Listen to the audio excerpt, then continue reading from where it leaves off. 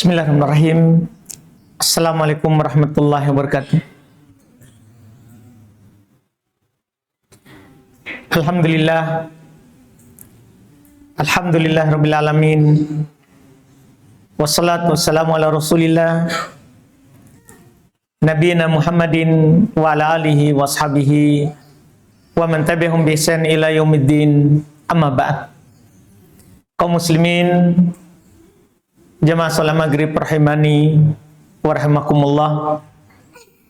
Alhamdulillah, kita bersyukur kepada Allah Subhanahu wa taala pada kesempatan malam hari ini kita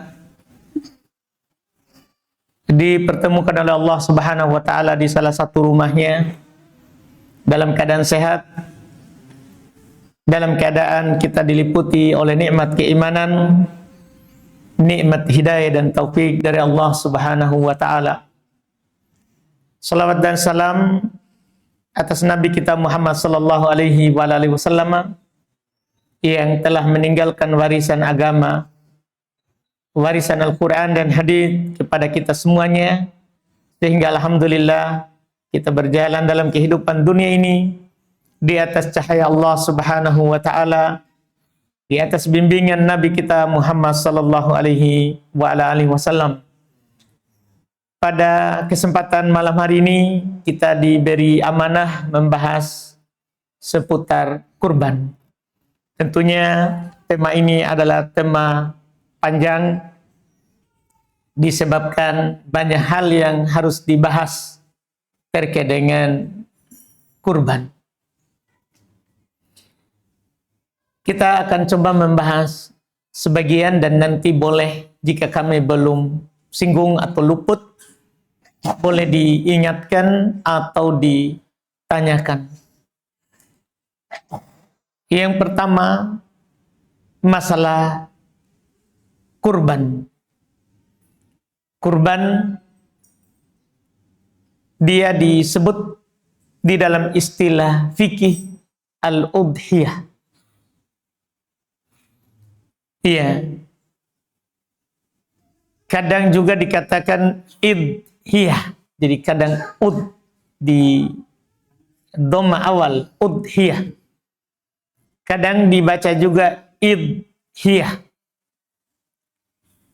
Dia bermakna menurut fuqaha 4 madhab, dia adalah dabah hayawan maksus biniyatil qurbah fi waktin maksus.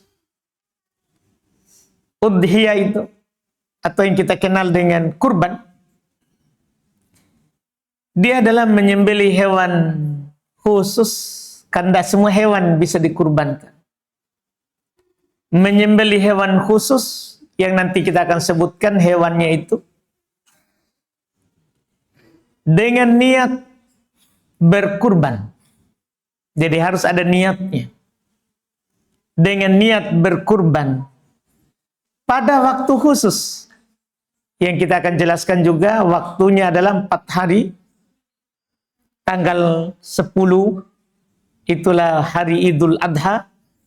Tanggal 11, 12, 13 itulah hari tasyrik. Siapa yang berkurban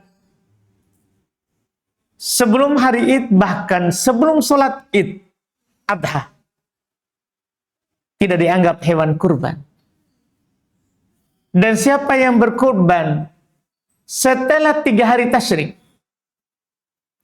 dia memotong malam 14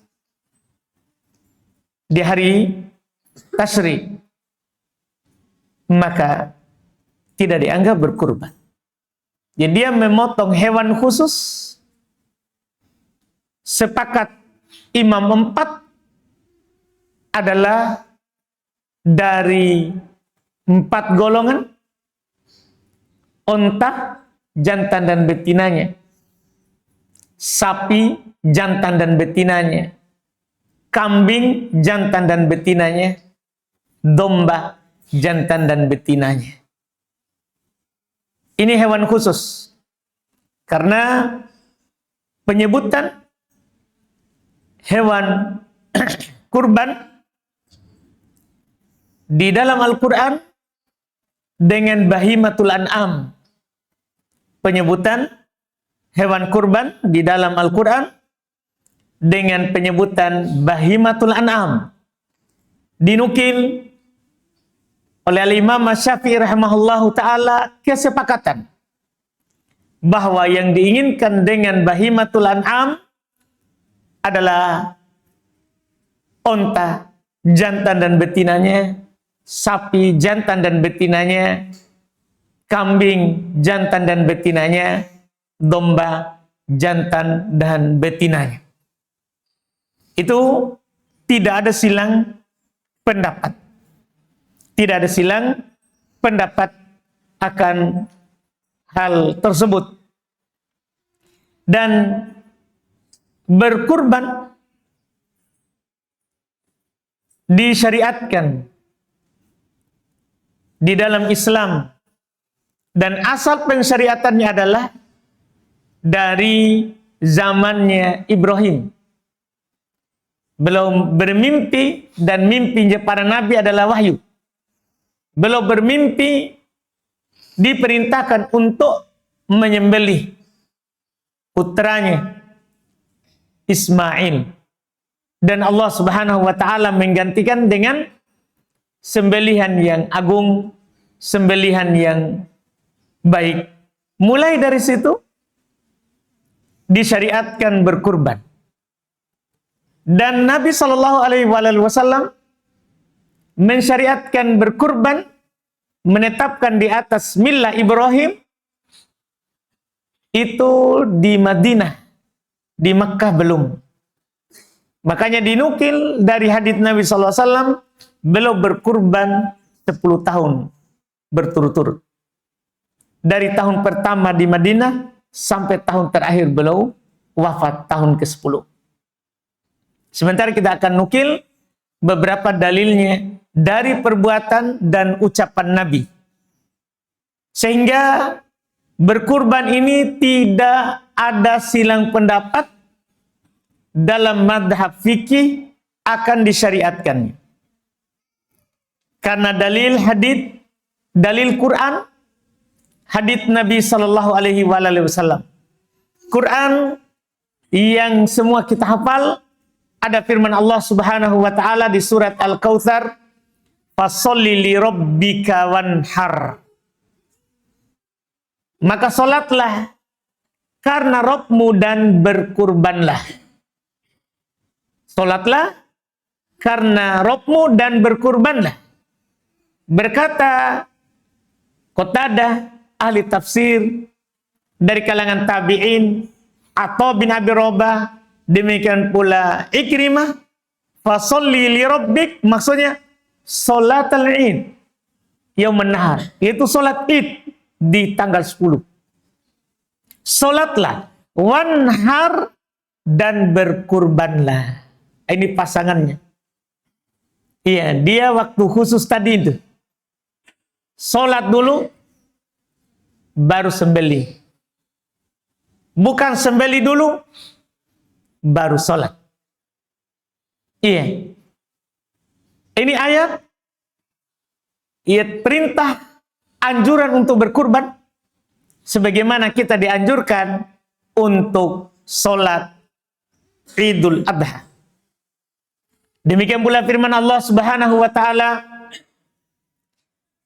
kepada nabinya Muhammad sallallahu alaihi wasallam, "Qul inna salati wa nusuki wa mahyaya wa mamati lillahi rabbil alamin."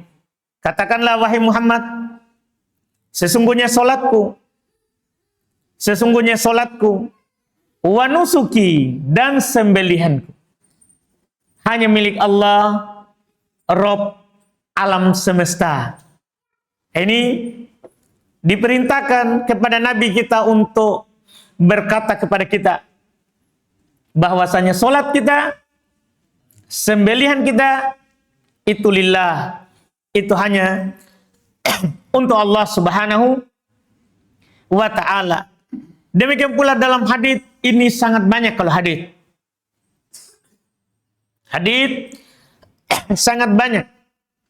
Ada dari ucapan Nabi dan ada dari perbuatan Nabi.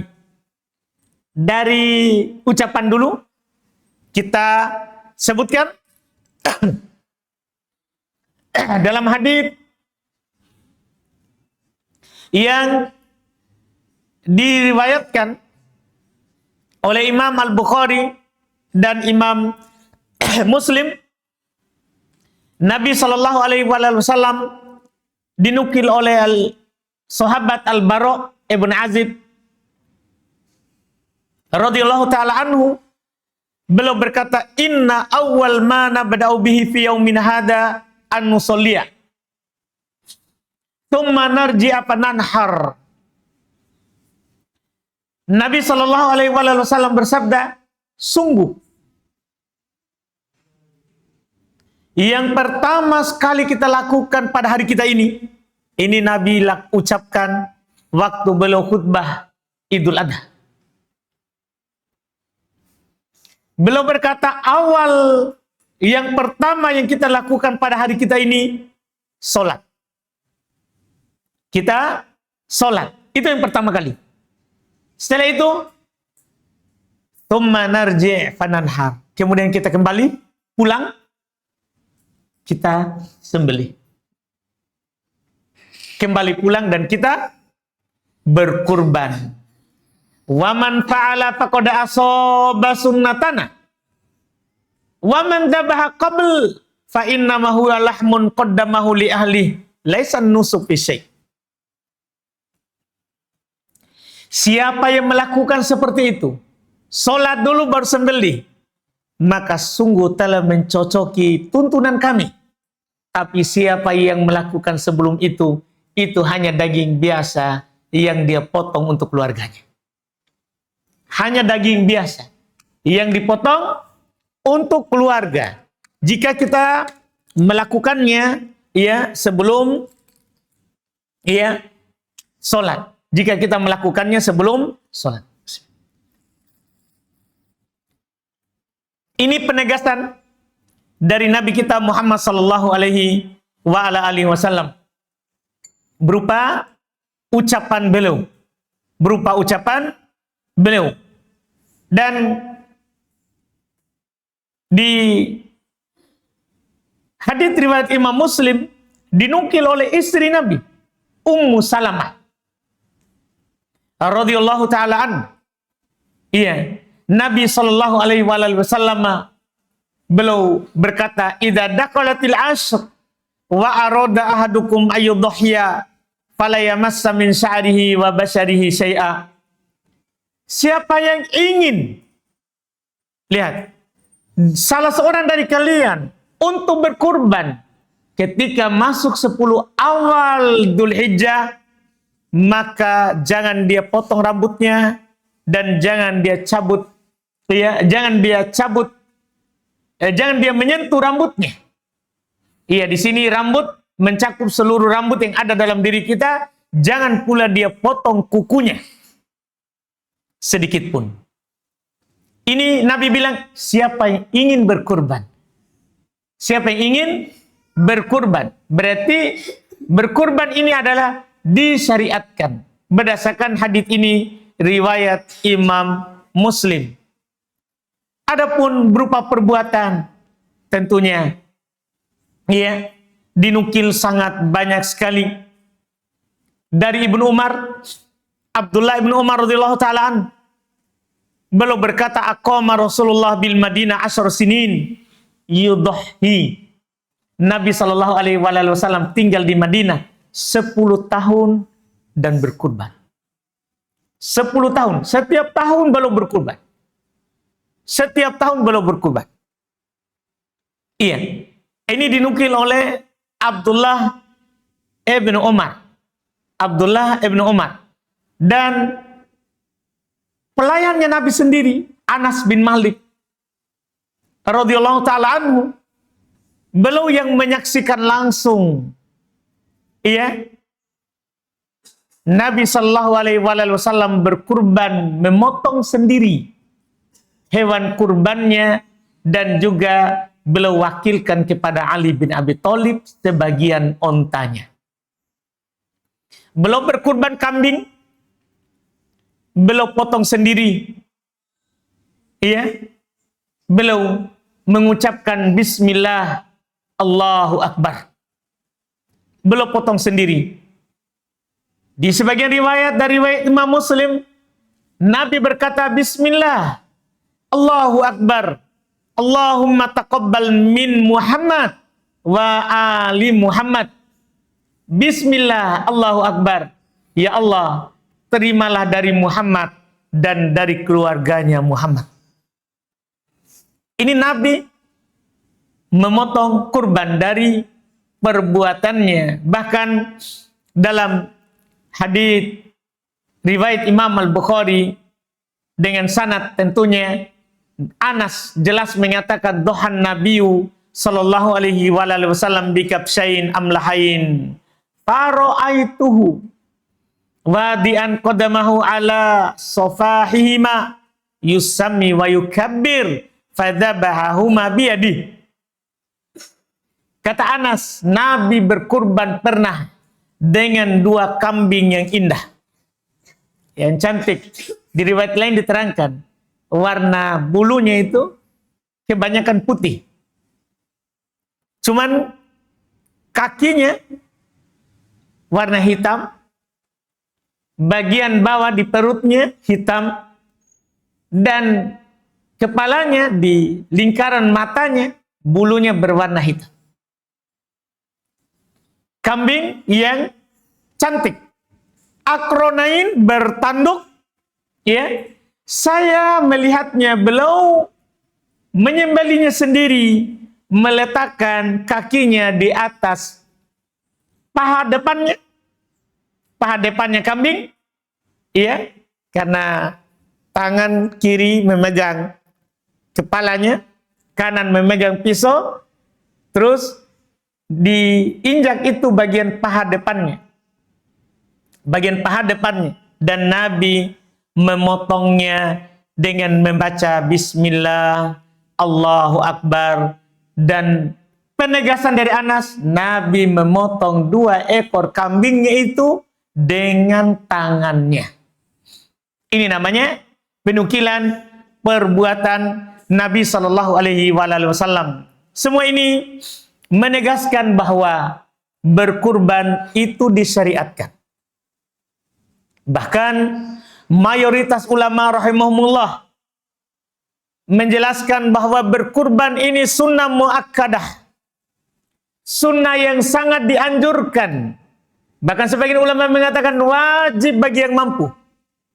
Wajib bagi yang mampu.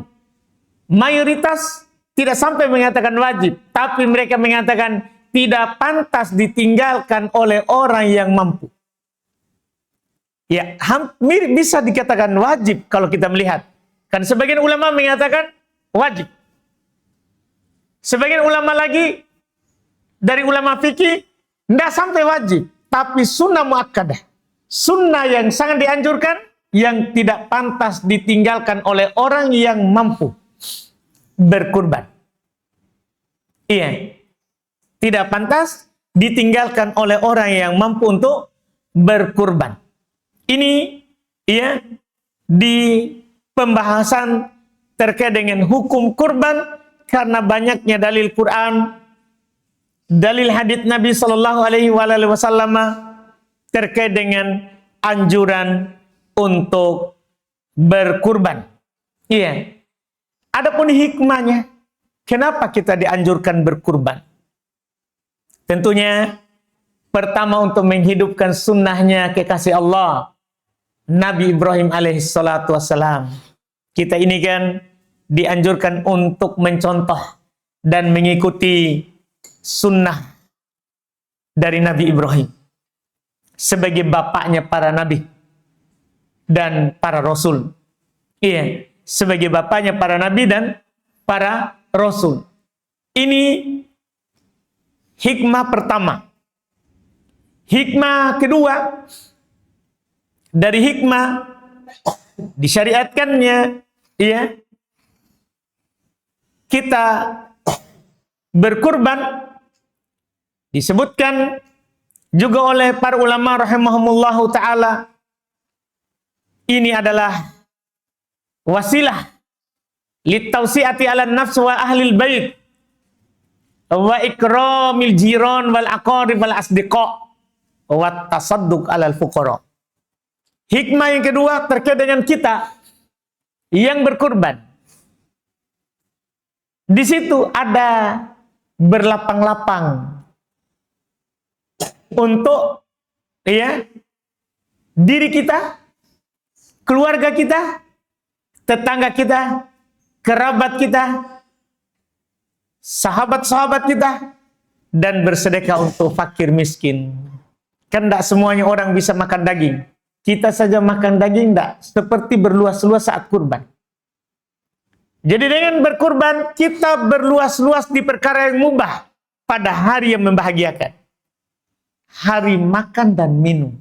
Memang Nabi bilang hari Id Adha dan hari Tasyrik, hari makan dan minum. Disitulah kita berluas-luas dengan memakan makanan yang mubah dari daging yang kita kurbankan. Dan berluas-luas terhadap keluarga kita sendiri dalam rumah. Iya, tadinya kita tidak terlalu berluas-luas dalam daging, tapi ketika berkurban, kita memberikan keluasan mereka untuk makan daging yang banyak. Nabi bahkan mengatakan, kulu waddahiru, makan dan simpanlah, watasodaku, dan bersedekahlah. Berluas-luas juga untuk memberikan hadiah kepada tetangga, berluas-luas untuk memberikan hadiah kepada kawan-kawan kita, dan berluas-luas dalam memberikan hadiah kepada fakir miskin. Kepada fakir miskin. Ini hikmah daripada berkurban. Kemudian hikmah yang ketiga, tentunya sebenarnya ini yang paling pokok, adalah idhar asyukur lillah ala nikmatil mal, menampakkan kesyukuran kepada Allah atas nikmat harta yang kita dapat. Kan kita dapat harta, kita kumpulkan setahun. Kita kumpulkan setahun. Ada bulan kita dianjurkan untuk menampakkan kesyukuran kita dengan mengalirkan darah. Iya, dengan mengalirkan darah. Yaitu di hari kurban. Di hari kurban. Betul kita menampakkan kesyukuran terhadap harta di bulan-bulan lain. Berupa sedekah. Iya. Berupa hadiah. Kepada kerabat. Kepada teman. Kepada fakir miskin. Iya. Betul. Tapi tidak ada anjuran khusus mengalirkan darah. Kecuali pada hari Idul Adha dan 3 hari setelahnya. Disinilah tempatnya yang secara khusus kita menampakkan kesyukuran kepada Allah atas nikmat berupa harta yang Allah Subhanahu wa taala berikan kepada kita. Iya, yang Allah Subhanahu wa taala berikan kepada kita. Iya, ini di antara hikmahnya dari hikmah berkurban. Dan kalau kita tidak tahu semua itu tadi, mengikuti sunnah Ibrahim, berluas-luas dalam perkara yang mubah dalam makan dan minum, menampakkan kesyukuran kepada Allah. Kalaupun kita tidak tahu itu hikmah, maka hikmah besar dari berkurban adalah ta'abudiyah. Kita menghambakan diri kepada Allah. Itu sudah hikmah. Kita melakukannya, maka kita telah melakukan tujuan kita dicipta. Tujuan ini kita dicipta adalah untuk beribadah kepada Allah. Wa ma khalaqtul jinna wal insa illa liya'budun. Tidaklah kami ciptakan jin dan manusia kecuali untuk beribadah. Kecuali untuk beribadah. Berkurban ibadah. Berarti kita telah melakukan hikmah dari penciptaan kita. Tujuan dari penciptaan kita yaitu beribadah kepada Allah Subhanahu wa taala. Ini masuk dalam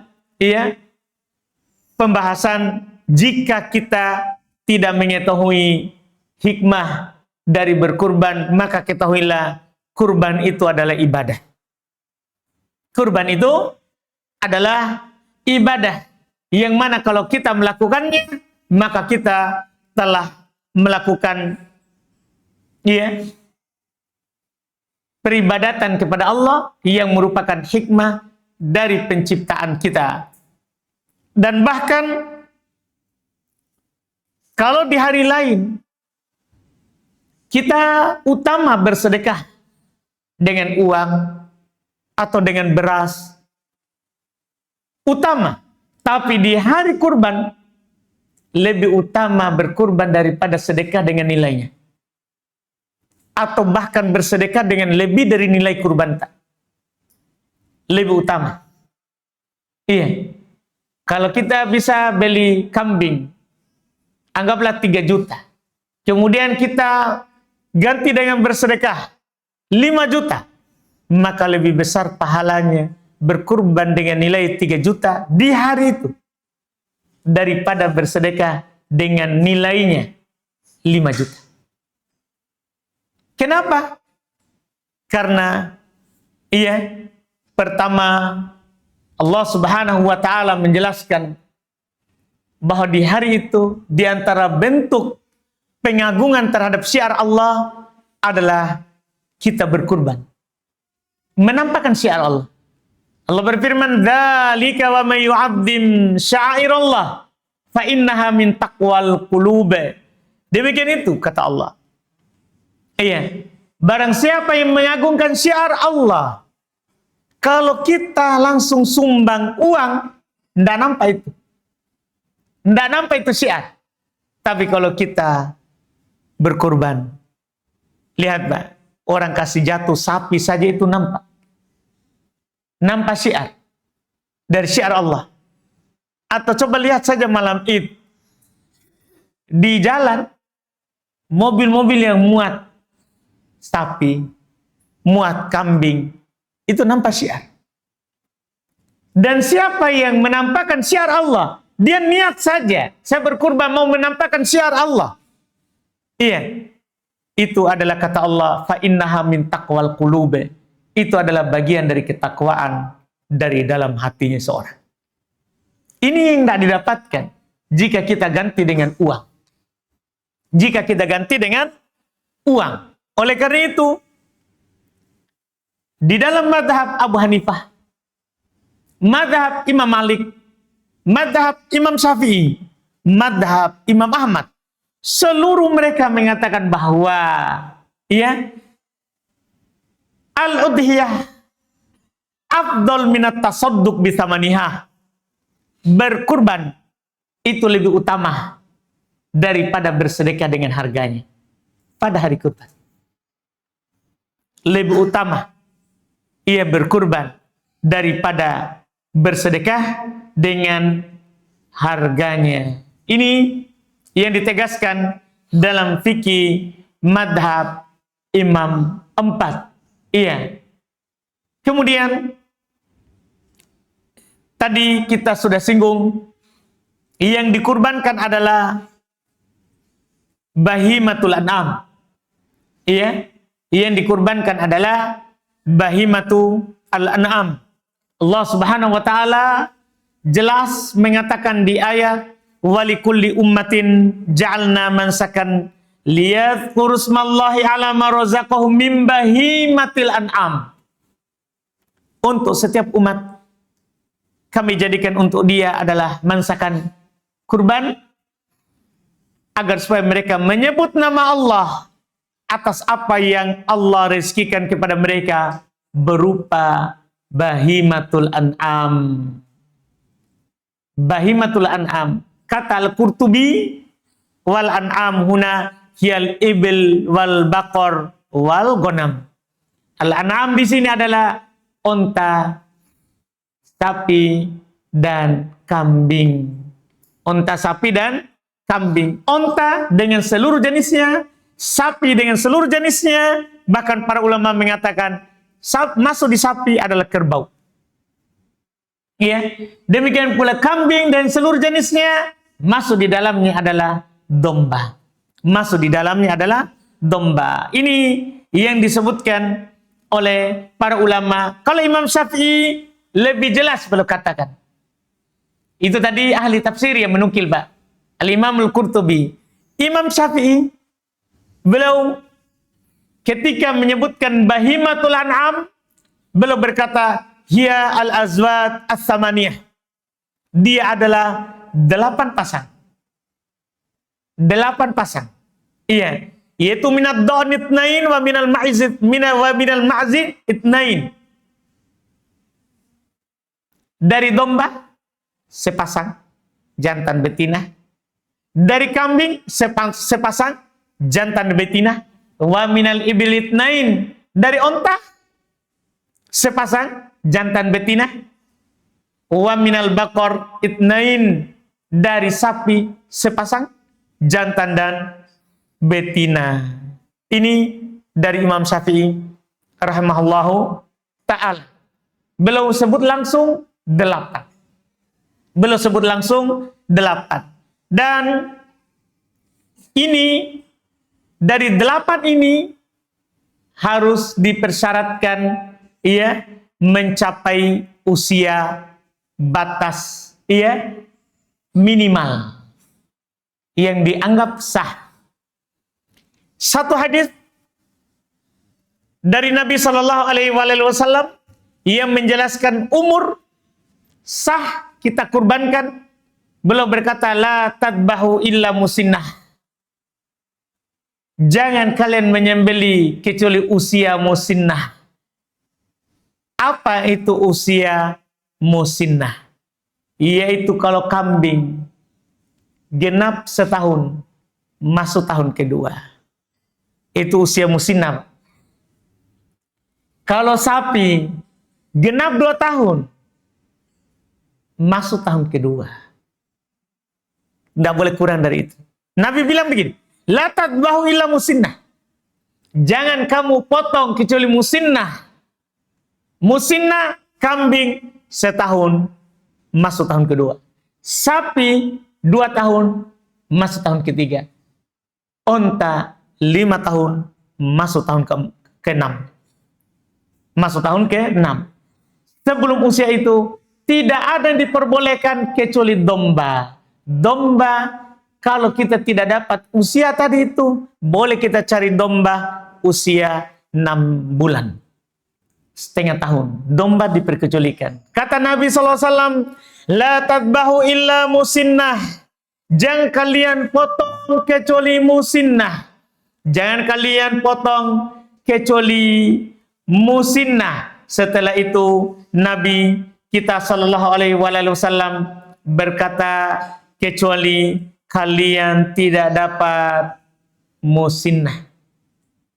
Kalau kita tidak dapat yang usia musinnah, maka boleh kita ganti menjadi jad'ah minad dha'n. Kata Nabi, illa ayyasuru alaikum fatadbahu jad'atan minad dha'n.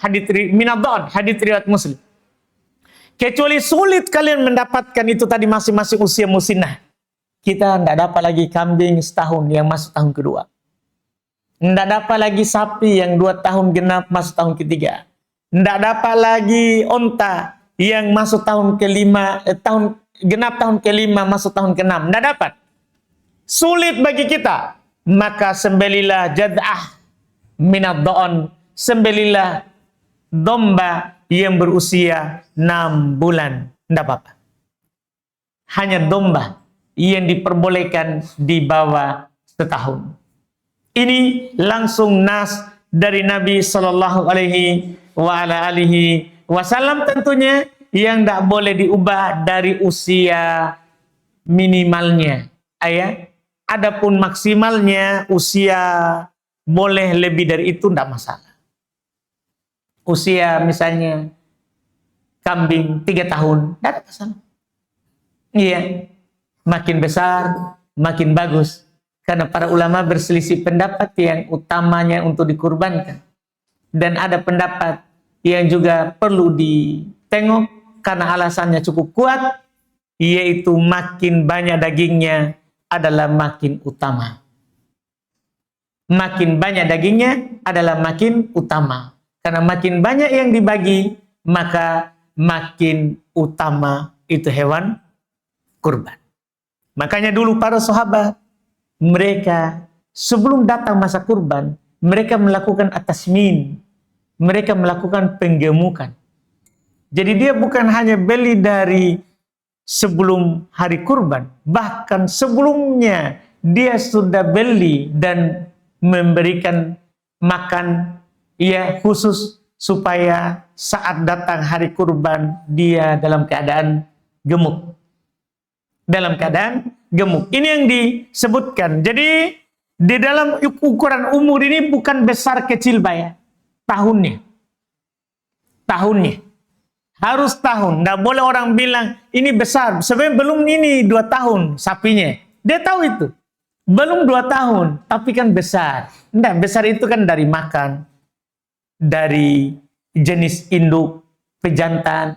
Itu masalah besar. Di sini yang diinginkan adalah umurnya. Adalah umurnya. Ini yang disebutkan. Dan di dalam masalah hewan yang dikurbankan itu ada ya syarat selain umur, maka harus bebas dari cacat. Nabi Shallallahu Alaihi Wasallam, ya, beliau jelas menyatakan sebagai patokan dalam cacat yang tidak boleh ada pada hewan kurban. Kata beliau di dalam hadis Al-Bara' bin Azib, la arba'un la tajuzu fil adahi. Ada 4 perkara yang tidak boleh ada pada hewan kurban. Ini saja yang kita hindari. Selain ini nanti apakah boleh tanpa makruh atau boleh dengan makruh. Tapi ini tidak boleh ada. Langsung Nabi yang mengatakan itu. Ada 4 perkara yang tidak boleh ada pada hewan kurban. Pertama kata Nabi, al-aura al-bayyin awaruha. Buta. Yang jelas kebutaannya. Yang jelas kebutaannya. Tidak bisa melihat. Iya. Lihat kata Nabi, jelas kebutaannya. 2, al-maridah al-bayyin marduha. Sakit. Jelas sakitnya. Jelas sakitnya. 3, al-arwal arja al-bayyin arjuha. Pincang. Jelas kepincangannya. Dia tidak bisa lagi ikut rombongan. Ketika jalan bersama, tidak mampu lagi ikut rombongan. Itu jelas kepincangannya. Yang keempat, al-kasir allati la tungki. Kurus yang tidak lagi bersumsum. Sangat kurus.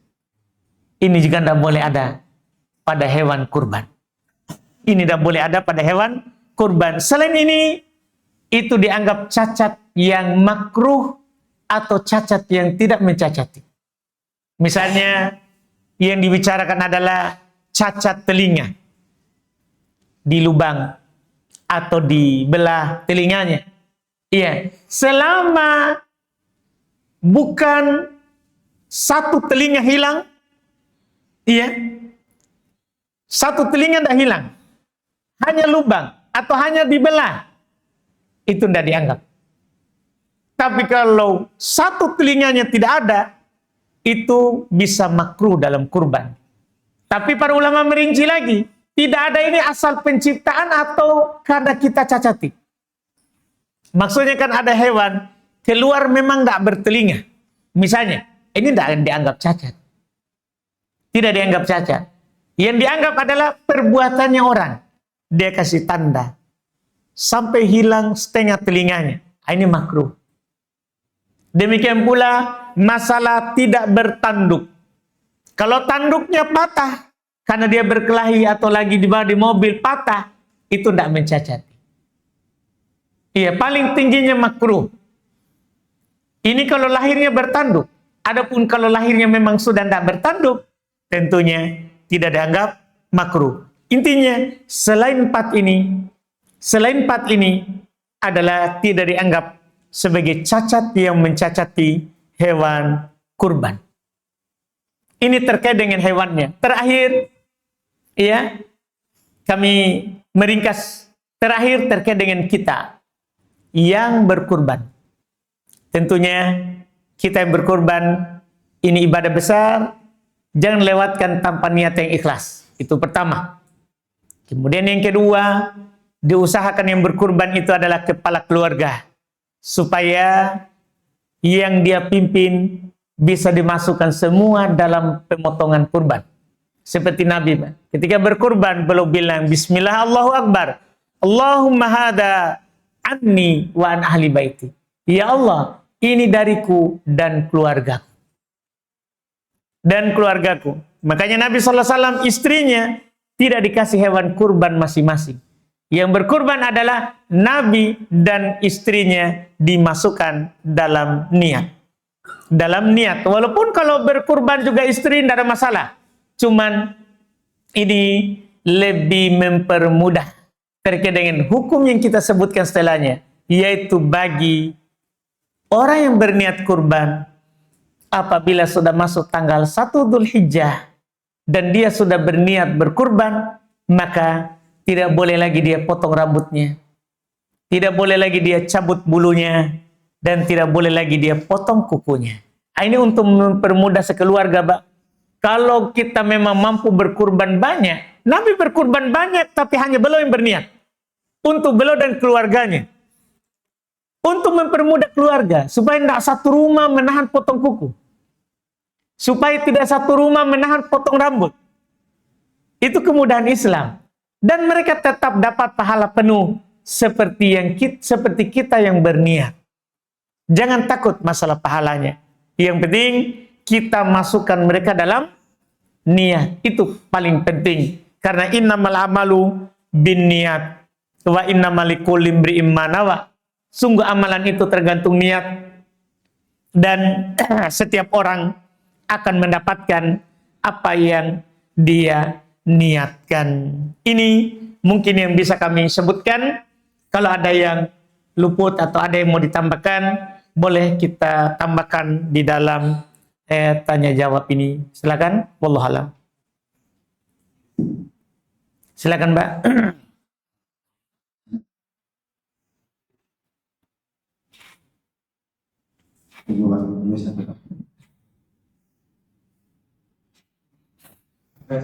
Assalamualaikum warahmatullahi wabarakatuh. Yang ingin saya tanyakan tentang bagaimana aturan hukumnya pembagian daging kurbannya itu, haknya yang berkurban dengan yang mau dibagikan. Bagaimana aturannya? Terus yang kedua, bagaimana hukumnya pada saat kita berkurban tapi makanya kita terlibat yang sudah meninggal. Bagaimana ini seperti itu? Terima kasih. Baik. Untuk pertanyaan yang pertama, iya. Di awal Islam, Mbak, waktu awal-awal hijrah, tahun awal ini, Mbak, ketika disyariatkan kurban, Nabi melarang para sahabat yang berkurban untuk menyimpan hewan kurbannya fauqa salas, lebih dari 3 hari. Dilarang, Pak. Kenapa? Karena banyak orang waktu itu muhajirin yang kesusahan, Pak. Karena meninggalkan Makkah dalam keadaan tidak bawa apapun. Maka untuk melapangkan yang lain supaya semua makan daging, maka Nabi melarang sahibul kurban untuk menyimpan hewan kurbannya yang dia potong. Kecuali telah dibagikan, boleh dia simpan tapi untuk jatah makan 3 hari saja. Tapi di tahun depannya, tahun Islam sudah mulai hidup di Madinah. Para sahabat sudah mulai lapang. Kata Nabi SAW, kurban mereka setelahnya. Kata Nabi kepada mereka, kulu waddakhiru watasaddaku. Silakan kalian makan sendiri. Silakan kalian simpan. dan silakan kalian bersedekah. Dari sini Pak, tidak ada aturan. Tergantung yang kurban Pak. Jadi kita harus bertanya sahibul kurban. Jangan kita pergi aturkan Ki. Kesalahan masjid, dia pergi aturkan orang. Kan orang kurban di masjid kita, alhamdulillah kan panitia sudah dapat ongkos kurban. Kan ada biaya kurban, biaya potong, biaya pembersihan, kan semua sudah ada. Maka ketika kita bertanya kepada orang yang datang kurban di masjid ini misalnya, kita tanya, mau ambil semua atau mau kita wakilkan kami untuk bagi? Gitu yang benarnya Pak. Karena diizinkan oleh Nabi untuk diambil semua. Diizinkan Pak. Silakan kalian makan, silakan kalian simpan. Nggak boleh kita bilang, ngapa ini? Jangan lalu datang ke sini. Nggak boleh begitu. Pokoknya ini izin dari syariat. Tidak ada aturan. Jangan kita pergi atur-atur sepertiga saja kita, sepertujuh saja kita. Nggak boleh. Pokoknya kita tanya Ki, mau Ki ambil berapa? Apanya yang kita mau ambil? Tanya. Kalau dia bilang mau Kak, dan itu Masya Allah Pak, saya 4 tahun di Arab, saya lihat orang kurban Masya Allah, panitia murni panitia. Jadi nanti dia tanya, tidak ada, kalau mereka mau ambil semua itu 7 kelompok, tidak ada di situ. Terambil semua. Bahkan pernah ada teman Singapura, kebetulan dia berkurban, saya pergi ke sana Pak, di panitia pemotongan. Kaget, ternyata bisa diambil semua. Jadi kita ambil semua, bagi-bagi di teman tak. Jadi kita bisa bagi sendiri. Panitia ada apa-apa, ongkos potong. Kan sudah digaji. Makanya ada biaya potong. Iya. Masalah pembagiannya alhamdulillah. Jika sahibul kurban mau ambil semua, berarti kan dia mau bagi. Kita bebas lagi tugas. Intinya dari pertanyaan Bapak tadi, saya pengen, mungkin ini agak aneh, tapi begitu memang dalam pembahasan. Tidak ada aturan, ya, karena dia bisa potong sendiri Pak, di rumah. Bisa dia bagi sendiri. Bisa. Maka ketika kita diwakilkan, tidak ada aturan. Dia ambil sekian saja, sekian tidak boleh diambil. Tidak. Kita tanya, mau ke apanya? Mau ke ambil berapa? Ada yang mau kita sisakan, mau wakilkan kepada kami? Kita bilang begitu Pak. Kan ini bukan zakat mal. Yang ada haknya amil. Jangan sampai kita bilang, ada haknya panitia. Tidak ada haknya amil ini. Cuman kan dari sisi lain ya, pasti sahibul kurban kan kasih Pak. Cuman secara hukum tidak ada aturan. Tidak ada aturan. Wallahualam. Yang kedua tadi, aman. Silakan Pak.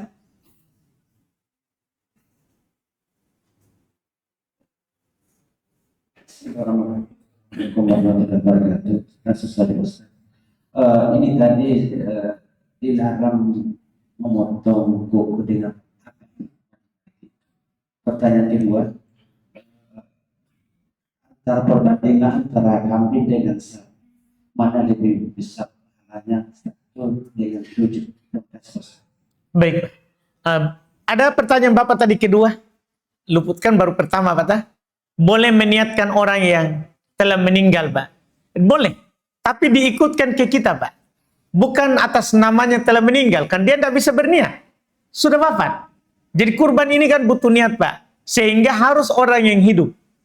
Jadi misalnya saya Pak, mau berkurban atas nama ibu saya atau bapak saya. Maka saya berniat berkurban. Cuman saya masukkan ibu saya dalam niat saya. Seperti Nabi tadi Pak. Ini dariku dan keluargaku. Kata para ulama, masuk keluarga yang masih hidup dan keluarga yang sudah meninggal. Begitu Pak. Kemudian masalah tadi, pertanyaan dari Bapak, masalah hikmah dari dilarangnya ini. Iya, kalau di dalam syariat Pak, ini disebut dengan tafaul. Itu bersangka baik dengan apa yang kita lakukan. Yaitu kita sebelum memotong hewan, maka kita dianjurkan tidak memotong apapun yang kita punya.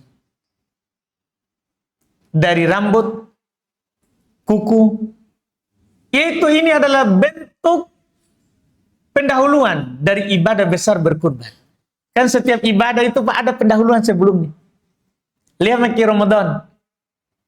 Sebelum datang puasa Ramadan, Nabi paling banyak berpuasa Sya'ban. Begitu Pak. Iya, sebelum datang puasa Ramadan, paling sering berpuasa Sya'ban. Sebelum kita potong itu, kan kita tahan diri nih. Kita tidak potong bahkan sebelum sholat. Kita tahan diri. Untuk melatih tahan diri itu, latihan menahan, memotong kuku, memotong rambut. Dan itu adalah bentuk ta'budiyah. Hikmahnya adalah penyembaan diri kepada Allah. Sebelum kita melakukan ibadah besar itu. Itu diantara yang disebutkan. Wallahualam. Tadi, lanjutan Bapak. Baik. Itu sebenarnya Pak, tadi seperti yang kami tidak sampaikan. Sebenarnya memang para ulama berselisih pendapat. Dalam masalah hewan kurban itu yang paling utama. Masalah di perbandingan tadi. Perbedaan mereka karena perbandingan.